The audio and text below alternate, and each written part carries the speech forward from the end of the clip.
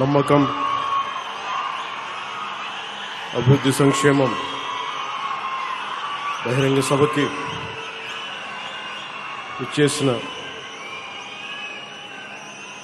సుదీర్ఘమైన పరిపాలనా అనుభవం, రాజకీయ అనుభవం ఉన్న గౌరవ ముఖ్యమంత్రి వర్యులు శ్రీ నారా చంద్రబాబు నాయుడు గారికి నా హృదయపూర్వక నమస్కారం. గౌరవ కేంద్ర పౌర విమానయాన శాఖ మంత్రివర్యులు శ్రీ కింజారపు రామ్మోహన్ నాయుడు గారికి నా హృదయపూర్వక నమస్కారం. గౌరవ కేంద్ర కమ్యూనికేషన్లు మరియు గ్రామీణాభివృద్ధి శాఖల సహాయ మంత్రివర్యులు డాక్టర్ పెమ్మసాని చంద్రశేఖర్ గారికి నా హృదయపూర్వక నమస్కారం. భారతీయ జనతా పార్టీ రాష్ట్ర అధ్యక్షులు శ్రీ పివిఎన్ మాధవ్ గారికి, గౌరవ సమాచార సాంకేతిక ఎలక్ట్రానిక్స్ కమ్యూనికేషన్స్ మరియు రియల్ టైమ్ గవర్నెన్స్ శాఖ మంత్రివర్యులు సోదరులను శ్రీ నారా లోకేష్ గారికి నా నమస్కారం. గౌరవ శాసనసభ్యులు చంద్రగిరి నియోజకవర్గం శ్రీ పులివర్తి వెంకటమణి ప్రసాద్ గారికి నా హృదయపూర్వక నమస్కారం. జనసేన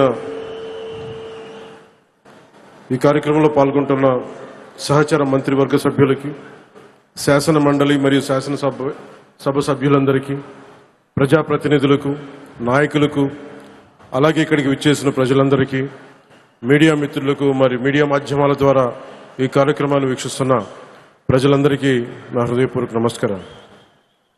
ముందుగా ప్రధానమంత్రి గారు సుదీర్ఘమైన కాలం పరిపాలనలోకి ఉన్న ప్రధానమంత్రిగా భారతదేశంలో మొట్టమొదటిసారి అన్ని రికార్డులను అధిగమించి, అంతకుముందు జవహర్లాల్ నెహ్రూ గారి సుదీర్ఘమైన వారి రూలింగ్ని కూడా అధిగమించి ఈ రోజున గౌరవ ప్రధానమంత్రి శ్రీ నరేంద్ర మోడీ గారికి కూటమి సభ్యులందరి తరఫున, కూటమి ప్రభుత్వం తరఫున వారు దిగ్విజయంగా అందరినీ సర్పాస్ చేసి ప్రీవియస్ మన ప్రధానమంత్రులైన జవహర్లాల్ నెహ్రూ గారిని కూడా సర్పాస్ చేసి ఆయన ముందుకెళ్లి సుదీర్ఘకాలంగా సేవ చేస్తున్న ప్రధానమంత్రిగా ఖ్యాతికెక్కిన ప్రధానమంత్రిగా నరేంద్ర మోదీ గారికి మరోమారు నా ధన్యవాదాలు, మరోమారు నా శుభాకాంక్షలు తెలియజేస్తాను. ఈ కార్యక్రమం 9వ తారీఖు జరగాల్సిన కార్యక్రమం, కానీ ఆ రోజున దురదృష్టవశాత్తు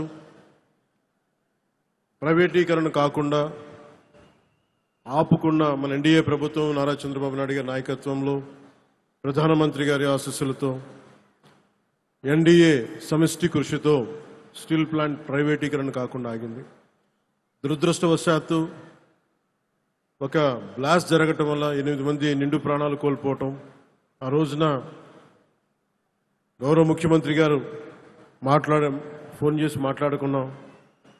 ప్రాణాలు కోల్పోయిన ఈ సందర్భంలో, ఈ దుర్ఘటన జరిగిన సందర్భంలో మనం ఈ విజయోత్సవ సభ బాగుండదని చెప్పి పెద్ద మనసుతోటి ఆ రోజు గౌరవ ముఖ్యమంత్రి నారా చంద్రబాబు నాయుడు గారు దాన్ని పోస్ట్పోన్ చేసి ఈ రోజుకు పెట్టారు.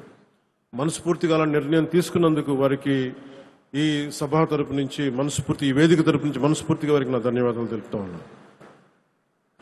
ప్రజాస్వామ్యంలో అంతిమ న్యాయ నిర్ణేతలు ప్రజలే. ప్రజలు తమ తీర్పు ద్వారా దేశం కానీ రాష్ట్రం కానీ ఎటువైపు నడవాలో నిర్ణయిస్తారు. అటువంటి ప్రజలు బలంగా మాట్లాడినప్పుడు అది కేవలం ఒక రాజకీయ నిర్ణయం కాదు, ఒక సందేశం, ఒక హెచ్చరిక, ఒక దిశానిర్దేశం అవుతుంది. 2024లో ప్రజలు ఒక రాజకీయ సంస్కృతిని తిరస్కరించారు, భయాన్ని తిరస్కరించారు, అహంకారాన్ని తిరస్కరించారు, అధికారమే అంత అన్న భావజాలాన్ని తిరస్కరించారు. ప్రజాస్వామ్యంలో ప్రజల కంటే ఎవరు పెద్దవారు కాదని మరోసారి గుర్తు చేశారు. అందుకే 2024లో చేసినట్టు కొన్నిసార్లు ప్రజలు కేవలం ఓటు వేసి వదిలిపెట్టరు, చరిత్ర రాస్తారు. 2024లో ఆంధ్రప్రదేశ్ ప్రజలు చేసింది అదే. ఆ తీర్పు ఈ రాష్ట్రానికి మళ్ళీ ఆశనిచ్చింది. ఆంధ్రప్రదేశ్ సమాజానికి మళ్ళీ ఆత్మవిశ్వాసాన్ని ఇచ్చింది. ఒక తరం భవిష్యత్తుని మళ్ళీ నమ్మకాన్ని కల్పించింది.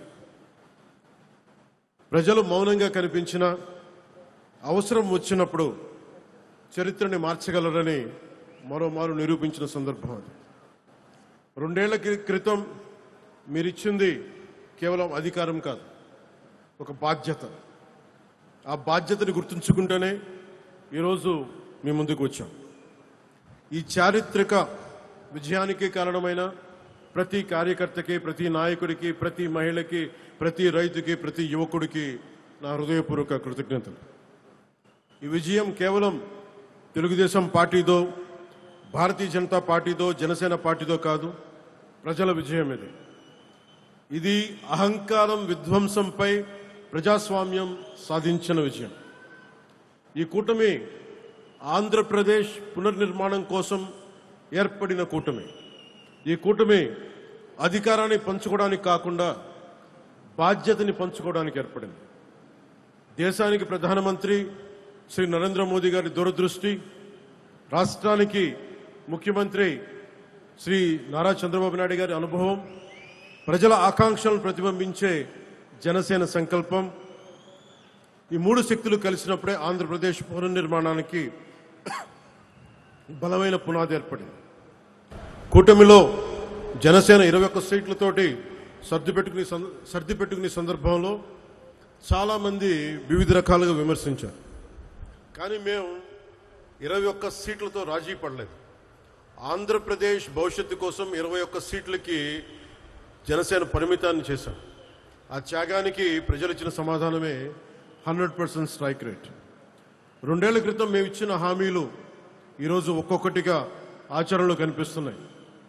పెరిగిన వృద్ధాప్య పెన్షన్లు, మహిళలకి ఆర్థిక భరోసా, ఉచిత గ్యాస్ సిలిండర్లు, మహిళలకి ఉచిత బస్సు, రైతులకి అండా, అన్నా క్యాంటీన్లు, విద్యకి ప్రాధాన్యత, యువతకు ఉపాధి అవకాశాలు. మేము చెప్పింది ప్రతిదీ ఆచరించి బలంగా ముందుకు తీసుకెళ్తా ఉన్నాం. నా శాఖల విషయానికి వస్తే మహాత్మా గాంధీ కలలుగన్న గ్రామ స్వరాజ్యం, పండిట్ దీన్ దయాళ్ ఉపాధ్యాయ ప్రతిపాదించిన అంత్యోదయ సిద్ధాంతం, last mile governance, doctor BR Ambedkar గారి రథసారథిగా రాజ్యాంగం ద్వారా స్థానిక స్వపరిపాలనకు వేసిన బలమైన ప్రజాస్వామ్య పునాదులు, ఈ 3 ఆలోచనల సంగమమే నేడు నరేంద్ర మోదీ గారి నాయకత్వంలోని ప్రభుత్వ పాలనా తత్వం. సబ్కా సాత్, సబ్కా వికాస్, సబ్కా విశ్వాస్. గ్రామాన్ని భారతదేశానికి కేంద్ర బిందువుగా చూడాలనుకుని ఆ దిశగా అత్యంత నిబద్ధతతో కృషి చేస్తున్న ఒక పంచాయతీరాజ్ శాఖ మంత్రిగా ఈరోజు మీ ముందు మాట్లాడుతూ ఉన్నాం.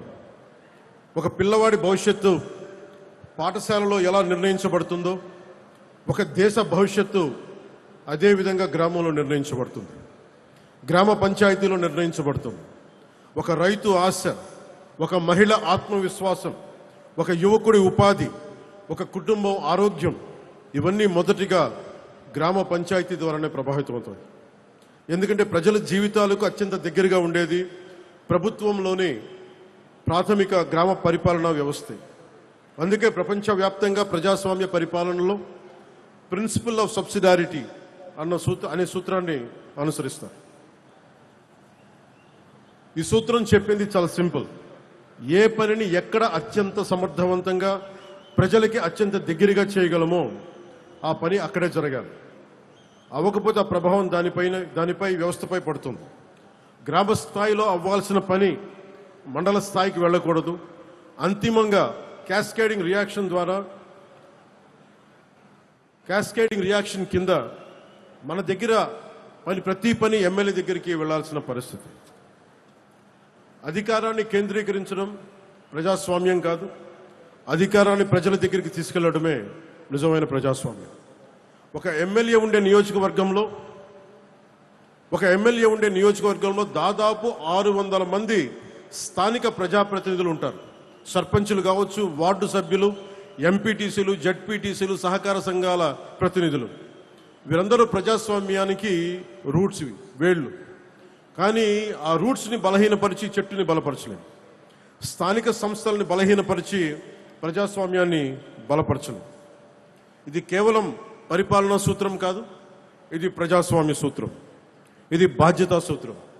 నాయకత్వం గ్రామం నుంచి రావాలి. 2 సంవత్సరాల్లో మేము నిర్మించడానికి ప్రయత్నం చేసింది కేవలం రోడ్లు, కాలువలు, భవనాలు కాదు. Trust, social trust, institutional trust. ఎందుకంటే ఒక వ్యవస్థ బలహీనపడినప్పుడు మొదట కోల్పోయేది డబ్బు కాదు, నమ్మకం.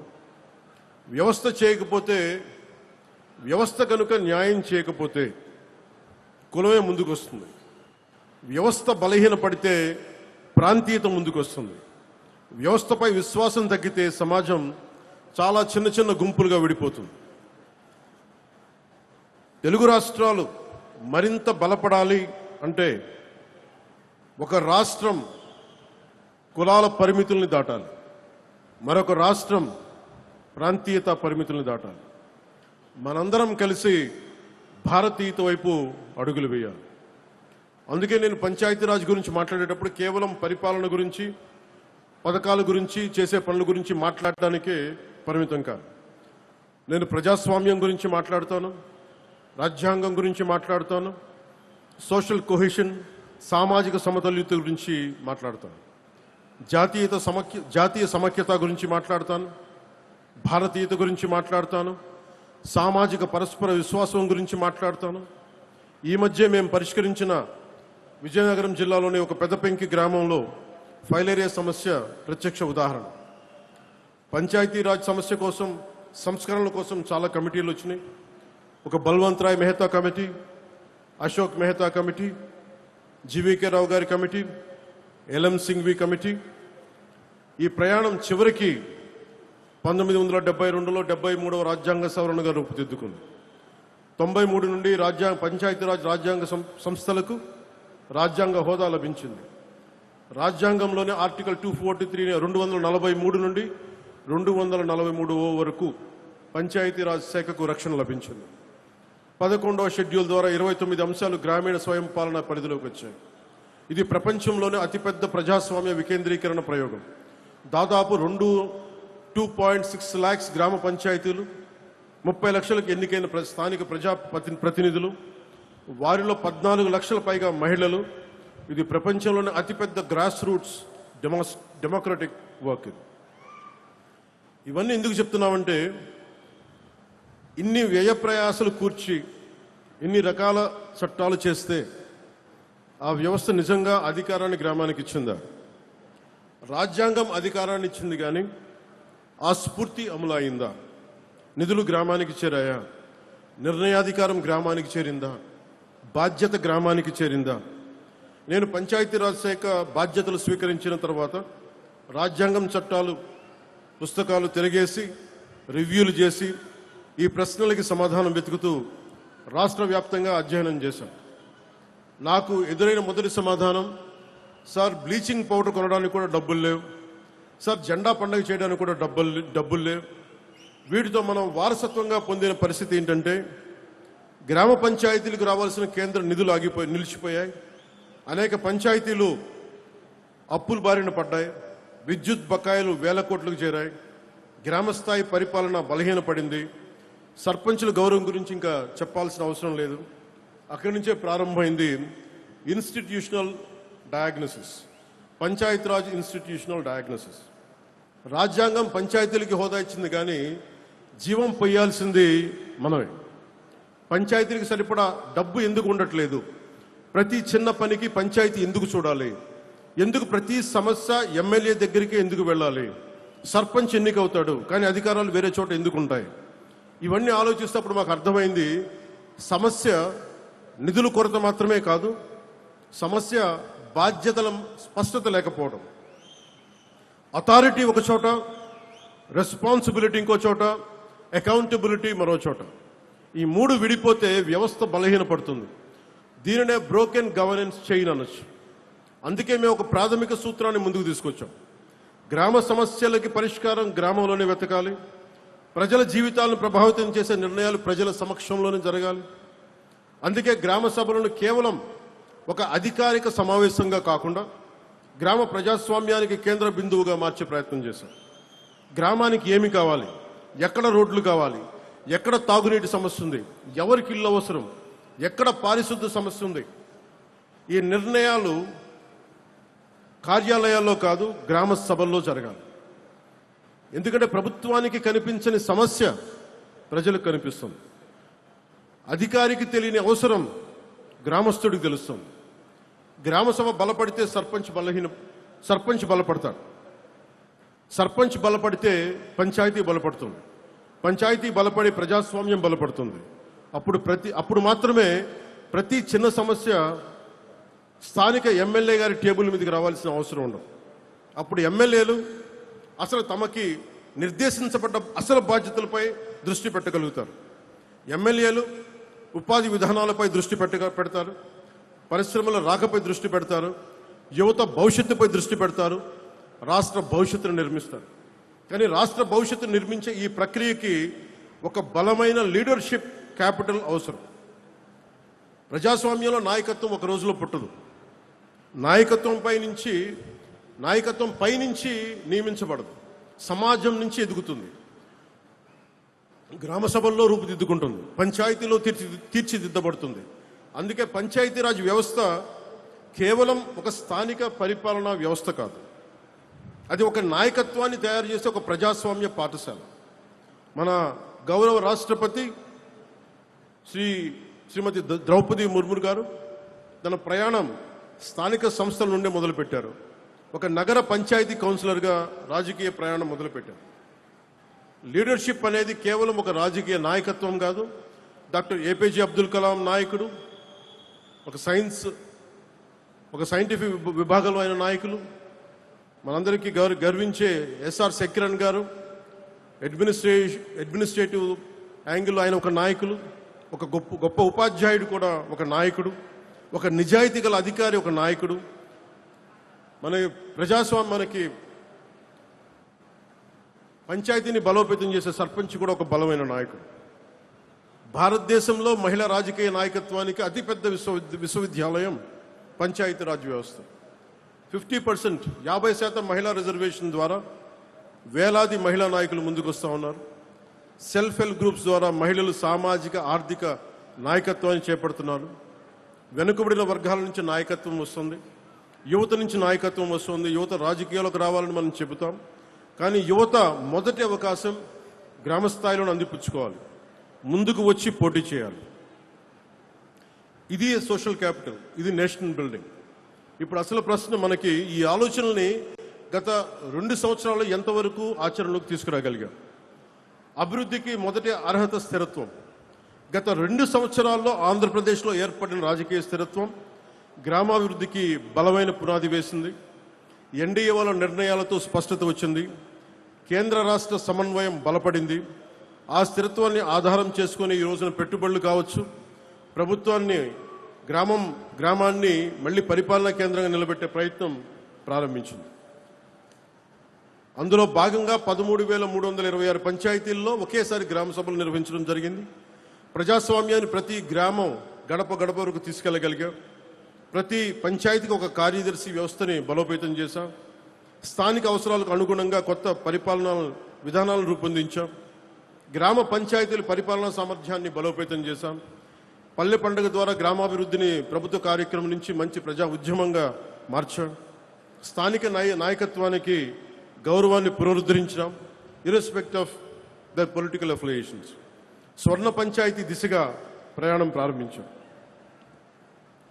ప్రతి ఆలోచన సిద్ధాంతంగా మిగిలిపోకుండా ఫలితంగా కనిపించాలనే దానికి స్వర్ణ పంచాయతీ కేంద్రంగా ఒక చిన్న ఉదాహరణ చెప్తాను.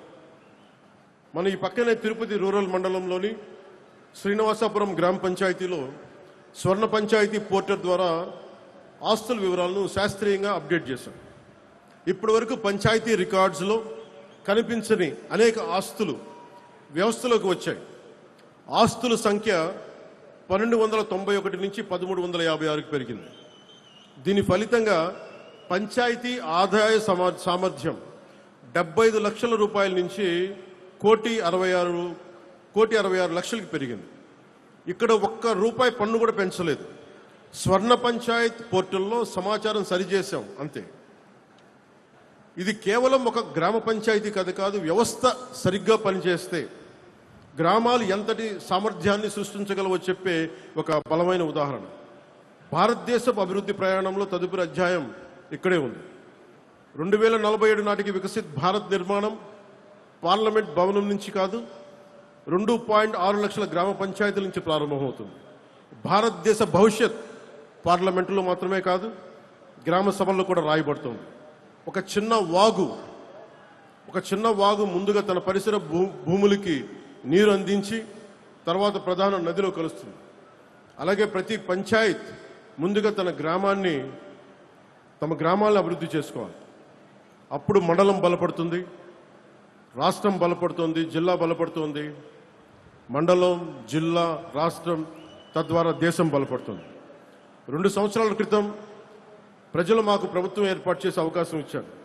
కానీ నేను దాన్ని కేవలం అధికార బదిలీగా చూడం, అది ఒక నమ్మకం బదిలీ.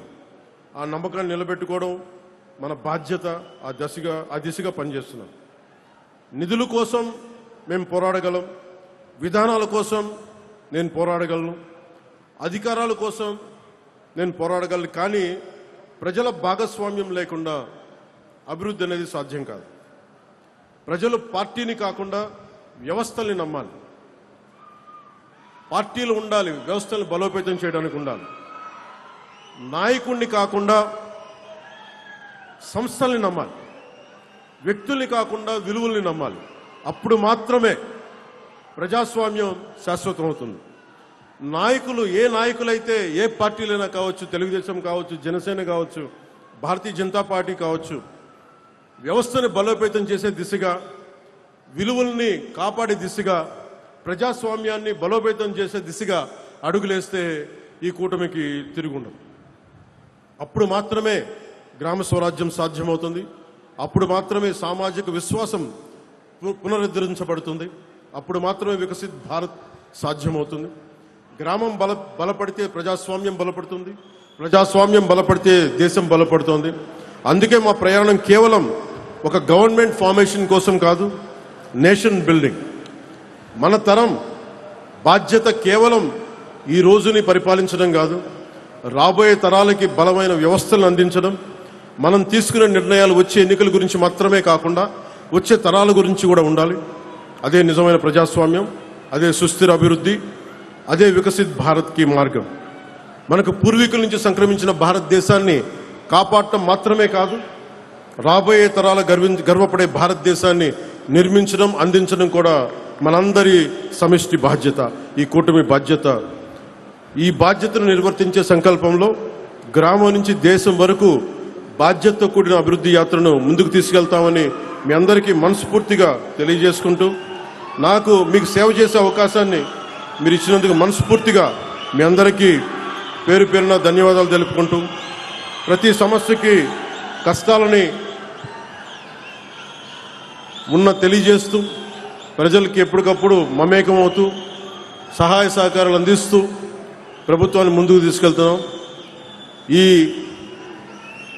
సదూరమైన ప్రయాణంలో కూటమి మరింత బలోపేతం కావాలని నేను కోరుకుంటూ, గౌరవ ముఖ్యమంత్రి నారా చంద్రబాబు నాయుడు గారికి, ప్రధానమంత్రి శ్రీ నరేంద్ర మోదీ గారికి, కూటమి నాయకులందరికీ పేరు పేరున ధన్యవాదాలు తెలుపుకుంటూ, ప్రజలకి మరోమారు మీకోసం మేము పనిచేస్తున్నాం, మీకోసం మేము అహర్నిశలు కష్టపడతామని తెలియజేసుకుంటూ, మీరు మా మీద పెట్టుకున్న నమ్మకం కోసం మరింత కష్టపడతామని తెలియజేసుకుంటూ, మరోమారు మీ అందరికీ పేరు పేరున ధన్యవాదాలు తెలియజేసుకుంటూ సెలవు తీసుకున్నాం. జై భారత్, జై హింద్.